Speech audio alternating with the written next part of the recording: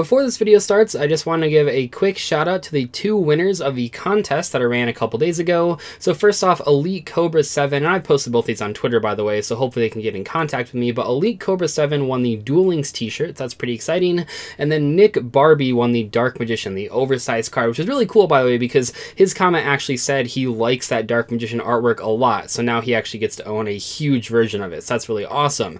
As far as today's video goes though, we have an interesting topic, one that might come off as controversial if I don't carefully sort of articulate what I'm trying to say here, so I'm going to be really careful here because I know that coming out and saying that I don't really trade Yu-Gi-Oh cards could seem pretty crazy to a lot of people because Yu-Gi-Oh after all is a TCG, a trading card game, so me saying that I don't actually trade in Yu-Gi-Oh or haven't traded in years, to a lot of people comes off as a surprise. And I know that every once in a while at an event a fan will come up to me and say, oh, do you have like a trade binder, can we like trade a couple cards? And I always have to say no, and I don't know if they think I'm just being rude and I don't want to trade them, but the reality is I don't actually carry around a trade binder. Well, technically I carry around like an empty or a half empty trade binder from like 10 years ago in my backpack, just so that my backpack has like some sort of backing so that the deck boxes don't fall over, but in reality I haven't really traded Yu-Gi-Oh cards probably since 2016, maybe even earlier, 2015, and to a lot of people that comes as a surprise because it is a trading card game, and I totally understand where you're coming from. And I want to make it very clear here that there's nothing wrong with trading or enjoying trading with people, because if that's the main way that you get new cards, that's awesome. I mean, if that's what you enjoy, if you like actually sitting down and trading with different people you've never met before,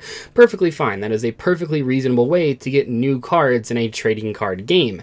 But I don't want to pretend like trading is perfect, because it really isn't, and there are many reasons that I stopped trading that I want to sort of let you guys know about, so that even if you don't quit trading altogether, because I know that some people have to trade to get newer cards, I want you to think about these things as you're trading to hopefully not get yourself ripped off or have your cards stolen. And I mention that because those are some of like the biggest downsides of trading. We'll talk about those in a second here, but trading, it really isn't perfect. It's good for a lot of things, and I think the biggest thing that people think of when they think of why they trade, it's free. That's the biggest advantage, and for a lot of people that matters a lot, and I perfectly understand that, because here's what happens, right? You spend $100 on cards, and your idea here is that you can use those cards at locals, at regionals, at a YCS, and then maybe in a few months, if those cards have maybe not maintained their $100 price tag, maybe they've gone down to like $80 or $70, you can at the very least trade those cards in for more cards. So if you bought like staples, you can then trade them in for more staple cards in the newer format. Maybe you're swapping out a deck core and you hang on to your staples. Whatever the case may be, the idea is you get your investment back, or at least part of the investment back, by continuously trading cards to new people to sort of get new cards. And I know it sounds like a really basic teaching, but that's what people do. I mean, that's the main idea of trading, and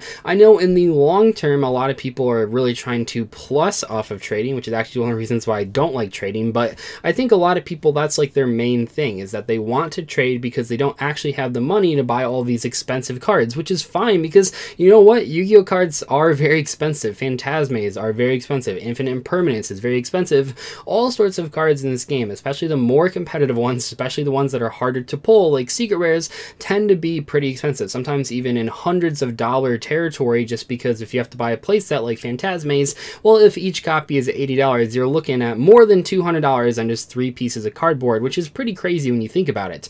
However, trading, while it doesn't cost any money, it does cost you a lot of time, and that is one of the biggest reasons why I stopped trading. I just didn't have the time anymore. When I went to regionals, when I went to YCSs, trading wasn't something that I actually wanted to spend my time doing. I wanted to play in the event, I wanted to meet fans, I wanted to talk to friends, and trading didn't really fit in there. You know, I know people, I know friends that when they go to an event, all they do is trade the entire day, and at the end of the day, yes, they may have come out on top as far as value goes, but in a lot of cases, they didn't really have that much fun. I mean, sure, trading can have the advantage of meeting new people and making a couple friends, but what always happened, at least when I saw people trading, is that you'll go through and you'll find one person, and maybe they're a little bit more experienced than the other person, and they're going through the more inexperienced person binder, not necessarily a younger player, but just someone that doesn't always know all the values of their cards, and they're going through one by one each card in their binder and saying, okay, what's your value on this? What's your value on this? What's your value on this? And the reason they're doing that, by the way, is really in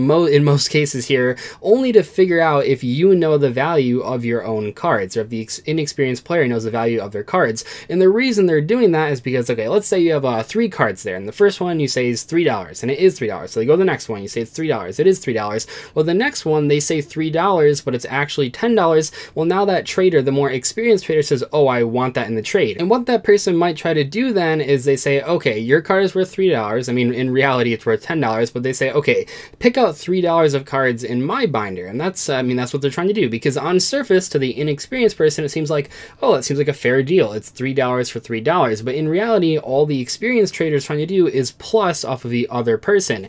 I sort of think of it like a mini duel, sort of a mini duel for card advantage, but actually just for trade value advantage. I know it's sort of a weird way to think about it, but I think that that's what a lot of people are trying to do. They're just trying to get the pluses off of the other people they're trading with, which can make the other person not feel very good after the fact. I mean, if you find out, if you tell your friends about a trade, I mean, I remember one person coming up to me, and this happens a lot, you know, I think newer players especially, they think that like trading a secret rare for a secret rare is fine, or trading 5 cards for 5 cards is fine, when in reality, while that works maybe on like a playground or something along those lines, and I think it's even arguable it doesn't work on a playground, but maybe in old school Yu-Gi-Oh! When you didn't know the values of any cards, that was perfectly fine. But as far as modern Yu-Gi-Oh! Goes, we have smartphones. You can sell these cards for some pretty high value. So like trading a Phantasme secret rare for a Witchcrafter secret rare, like a secret rare that actually came out of a set, that isn't really a fair trade, because while they are both core set secret rares, if we're talking about from Rising Rampage and then from the Savage Strike, while those are core set secret rares, they aren't nearly the same value. Phantasme is worth like $80 to $90. The Witchcrafter card is worth like $5. So even though they're both secret rares, and even though to an inexperienced player it's like, well, they're the same rarity, and maybe you're playing a Witchcrafter deck and you're like, oh, I need the Witchcrafter card, you could sell that Phantasme on eBay or to a vendor even, and you could buy all the Witchcrafter cards in the world. But I think a lot of people that are inexperienced don't realize that, and they don't care enough. You know, I have people coming up to me bragging about trades that they did for these cards they needed. They'll say, oh, I got these like 5 cards I really needed, and all I had to get rid of was like my one Phantasme, or even in the crazy situation, like my one Prismatic secret rare. And it's like, wow, you really need to sit down and look at the value of these cards. When you pull expensive cards, when you pull any sort of holographic card that's maybe not like a super rare or whatever, you really need to look up the value of them before you trade, because otherwise someone out there, I mean, I like to think the best of everyone, but I know people out there that are just going to be looking to rip you off. This especially happens at sneak peeks. I see it all the time. It just blows my mind how people go to these sneak peeks and they pull secret rares that people are talking about a lot, and all they want for them is like 2 super rares. And it's like, okay, the super rares are like $1 and your secret rare is $50.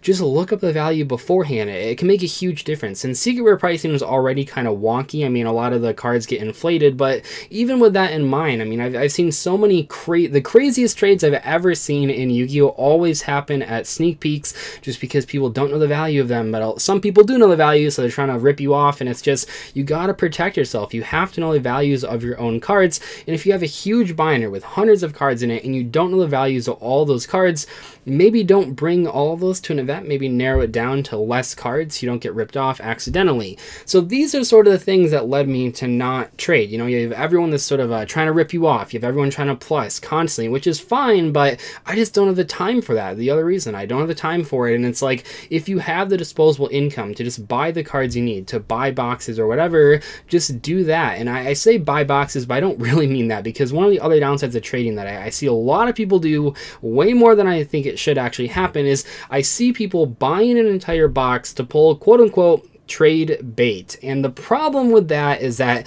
90% of the time it doesn't work. I'm just going to be completely honest with you guys. You are much better off watching like a Market Watch channel and learning about the trends of cards and buying singles for trade bait than you are buying boxes. And I think people just aren't thinking of the money when they're doing that, because when they're doing that, and I see a lot of, and it's really weird to me, I see a lot of budget players doing that because they're like, oh, I can't afford the most expensive cards, so I should just try to pull them, right? And it's like, no, you should just save your money and buy the singles, or buy a set like Dual Devastator where all the cards are guaranteed, because then you know exactly what you're pulling. What I see happen so often is people spend that $70 and they pull like, maybe even they pull like a $50 card and they trade that for another $50 card, and they're like, oh, see, I never would have been able to buy that $50 card. I just pulled the card that I can trade for it. How cool is that? Well, it's not that cool, because you actually just lost $20 because you spent $70 on the box. And then you'll get people saying, well, what about all the commons? What about all the super rares? And while yes, I think in some some cases you can maybe pull like an ultra that's worth something, maybe get rid of some super rares that are more like wanted in the metagame. In general, I think most people don't actually get a chance to sell those commons, to sell those rares and super rares. I think they usually just sit in a pile or go to your friends if they need them or something along those lines. Now people ask me, well, what do I do with my boxes that I buy? I almost always, 100% of the time, sell all the cards immediately, like as soon as possible. And I do that because I sell the ones I don't need to buy the cards that I do need. And obviously my job is to make videos, so that's a little bit different from you guys, but I just sell the cards, like almost all the cards that I pull. And I really do. I sell all the commons and all the rares. I sell them as bulk to vendors and stuff like that. And that way, like, I know I'm getting rid of the cards and I don't have them just sitting around in piles. You know, I even with selling all the cards, like I've only started doing that like the last year and a half. For many years, I sort of just saved all the cards for some reason, just for like a rainy day, just in case I wanted to do them for like a deck profile or something.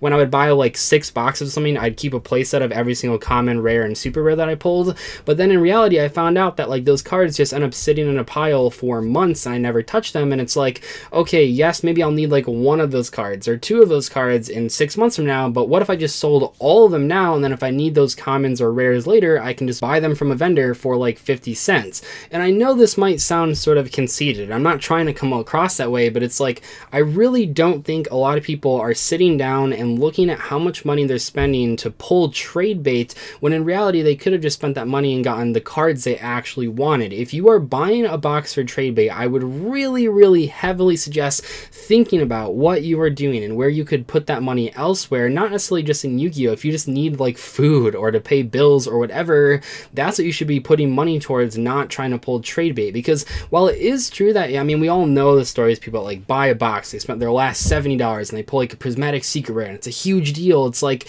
in reality, that doesn't happen very often. It's just that the only people posting about that are the people that pull those crazy things out of boxes. You don't see that many people posting about it. I mean, you see it on YouTube sometimes. You don't see that many just normal people bragging about like minusing $60 on a box. That's not what people want to share. They want to share when they plus really hard. So don't get confused there, because if you only see like people posting boxes where they pull crazy pulls, where they pull both of the best secret rares and plus crazy off of it, you really have to ask yourself, well, how many people out there didn't pull that box? And the answer is a lot of people. They're just not posting about it. So really keep that in mind when you're looking at box pulls. And while I don't think scamming happens nearly as often as some people might think it does at competitive Yu-Gi-Oh! Events, please be careful with your items. Really try to not have more than 1 trade binder out at a time. I think a lot of people use the same tactics for scamming, which is you try to get in a big group of people where they're all swapping binders. Maybe you have like 5 binders out, which sounds crazy to some people, but this really happens. I see full tables of people that don't know each other just trading throughout their binders, and I think what happens there is one person just swipes one of them and runs away, and there's so much going on, so many binders out, that people don't actually realize what's happening. The other thing that I would super caution you guys against if you are trading is people pulling things out of your binder and making a pile. I think in a vacuum, if it's just you and one other person just looking through one of each of your trade binders, I think in that case it's probably okay in most scenarios for people to pull things out. But if there's even more than like 2 people at the table, or even more than 2 trade binders that people are looking at, please do not pull the cards out. I know it's a pain going back through the binders and like picking cards, but I think a lot of times people lose cards that are lost in the shuffle there. So when you're trading, even though scamming isn't common, and I want to assume the best out of everyone, just be really careful there, because there are scumbags out there that might try to steal your stuff, and you don't want to open yourself up to that if you don't have to. If the main advantage is not spending money, which I personally believe that's like the biggest deal about trading, is you don't actually have to invest anything, maybe think about then not buying boxes for trade bait. And obviously stores are going to be different, and people that like actually vend, that's going to be different because you need a lot of stock. But I think for the average player, in most cases, buying a box for trade bait is almost always going to be a minus in money and a minus in trade value, because you could have just bought the cards you wanted or traded for the cards you wanted instead of getting that box. I don't know. I'm not saying I'm an expert on this stuff, but I am just giving my opinion as someone that hasn't traded in a while, but used to trade a lot back in the day when I was like super poor in high school and early in college. But nowadays I don't trade that much for a lot of the reasons that I've talked about. And while I know that not everyone has the luxury of not being able to trade for stuff, I still think when you are trading, if you're someone that does that a lot, you need to be smart about your investments and be smart about potentially not buying boxes and just buying the cards you need, which I know I've said a lot of times in this video, but it really is true. I want you guys to realize that that really just think about where your money is going, and if you actually are plussing in the long run, don't just look at how much you're getting back after the trade. Look at your initial investment cost and see if buying that box actually was the best idea, or if you should have just bought the cards in the first place. Anyway though, hope you guys learned something in this video. I don't really know. I hope it's not too controversial of an opinion. I know that most people trade in this game, but I personally don't. I just think there's like too many downsides to it for where I am in my life right now, and hopefully you guys just learned something from this video. I'll see you later though. Thank you so much for watching. Goodbye.